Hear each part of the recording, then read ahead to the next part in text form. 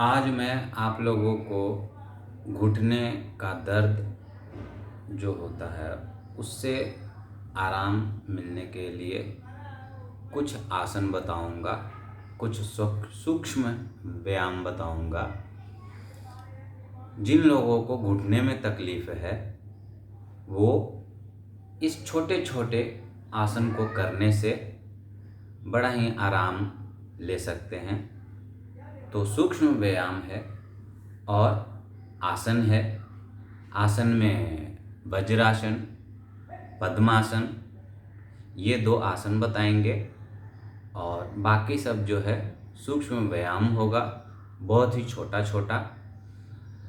ध्यान देने वाली बात यहाँ पर यह है कि जो शरीर में दर्द होता है अभ्यास करते समय या कुछ आसन करते समय, तो उसमें यह ध्यान रखना है कि हमें कहीं भी बॉडी पार्ट में, घुटने में, गर्दन में, हाथ में, कहीं भी दर्द है तो इसका ध्यान रखना है कि जब हम आसन कर रहे हैं तो दर्द नहीं होना चाहिए। यदि आपको करते समय किसी भी प्रकार का कष्ट हो रहा है, दर्द हो रहा है, तो आप रुक जाइए, आप उससे आगे मत करिए। इस सूत्र को समझना होगा। यदि आप इस सूत्र को नहीं समझे तो आप किसी भी आसन का कोई भी लाभ नहीं उठा पाएंगे।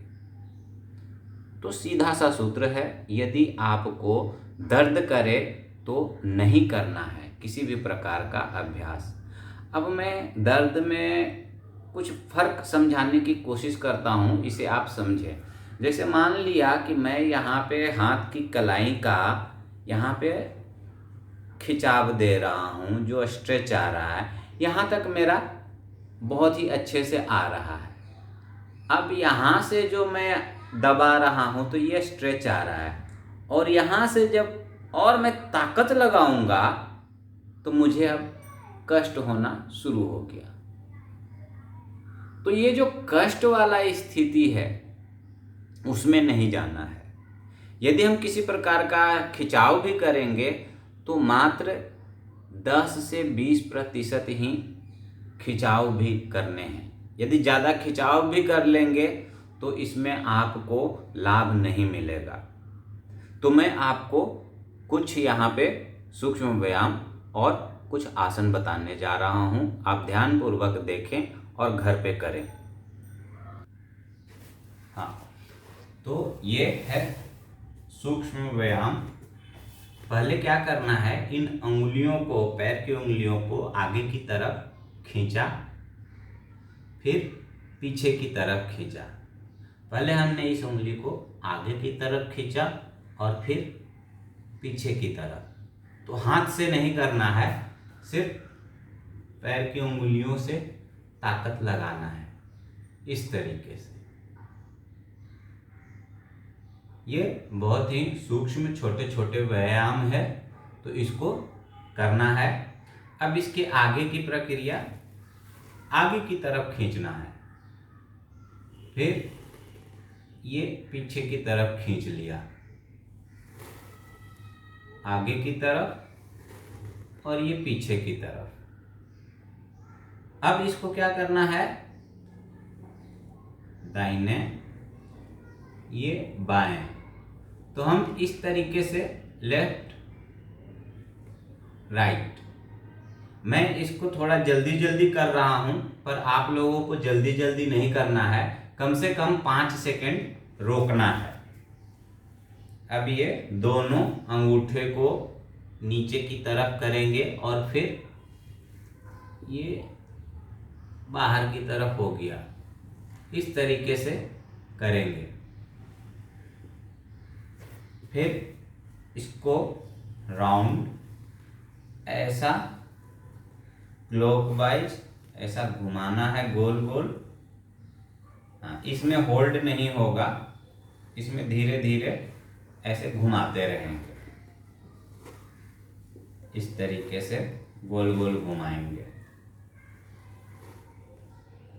ठीक है, तो ये हो गया हमारे पैर की कलाइयों का। अब एक मैं बताता हूँ, ये घुटने का, ये कुछ हमने इस तरीके से ले लिया है। ये तकिया भी हो सकता है यहाँ पे, या किसी चादर का गोल बना के एक उसके घुटने के नीचे डाल देना है। और यहाँ पे क्या करना है, घुटने को नीचे की तरफ दबाना है। तो ये इस तरीके से हम घुटने से ताकत लगाएंगे। ये दबाया और 1 2 3 4 5, फिर छोड़ दिया। आप 10 सेकंड्स भी कर सकते हैं, 5 सेकंड भी कर सकते हैं। तो इस तरीके से नीचे की तरफ दबाना है, रोकना है और फिर वापस छोड़ देना है। तो इस तरीके से हम 8 से 10 बार करेंगे। पैर का भी हमने जो बताया है उसी तरह से ये भी है, 8 से 10 बार हम करेंगे। जरूरी नहीं है, 5 बार भी कर सकते हैं, पर इसको करना जरूरी है। हमने आपको पैर का और घुटने का सूक्ष्म व्यायाम दिखाया। अब हम आपको दिखाते हैं वज्रासन। ये इस तरीके से बैठ जाना है। अब यहाँ पे ध्यान देना है कि बहुत लोग जो होते हैं इस प्रकार नहीं बैठ पाते हैं घुटने की दर्द की वजह से। तो अब करना क्या है, घर में आपके काफ़ी कुछ होंगे, जैसे हमने यहाँ पे कुछ रखे हैं, ये देखिए,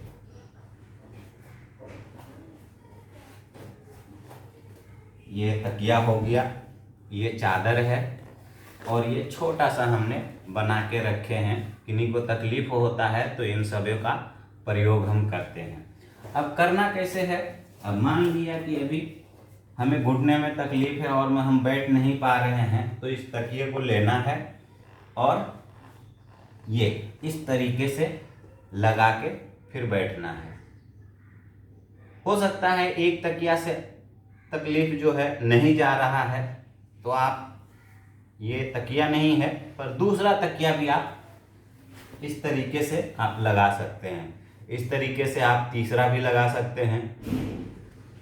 तो 2-3 तकिए जो है लगा के कर सकते हैं। अब कभी कभी समस्या आता क्या है कि ये हमारा पैर की कलाई जो है इसमें भी दर्द चालू होते हैं। तो इसको आराम के लिए क्या करेंगे, चादर को इस तरीके से हम राउंड बना लेंगे और यहाँ पे हम डाल देंगे, ये इस तरीके से।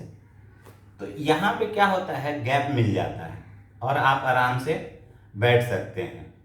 तो ये वज्रासन का तरीका हो गया। इसको लगा के, ये सब भी ऐसे इस तरीके से लगा के आप बैठ सकते हैं।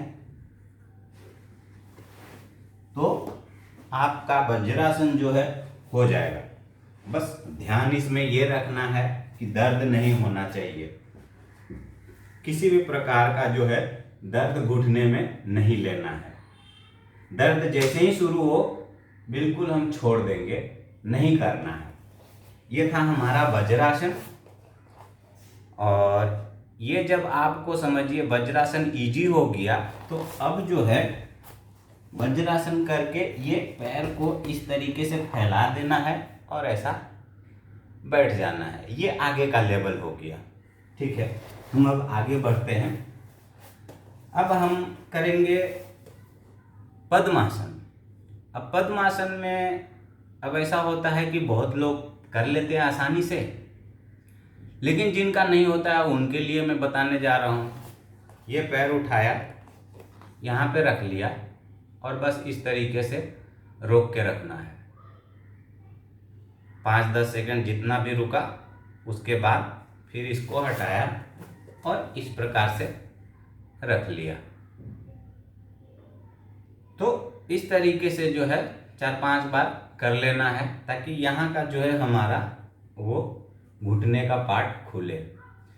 हमारा मेन मकसद यही होता है कि जैसे ही हम करते हैं और घुटना हमारा खुलता है, तो यहाँ पे जो हमारा एक लिक्विड बनता है वो बहुत अच्छे से आ जाता है और वो लिक्विड हमें फोल्ड करने में, हाथ पैर को बेंड करने में वो बहुत ही सहायक होता है।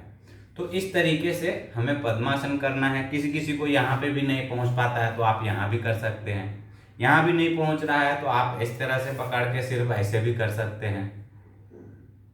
तो करना जरूरी है, ऐसा नहीं कि हमसे होता नहीं है।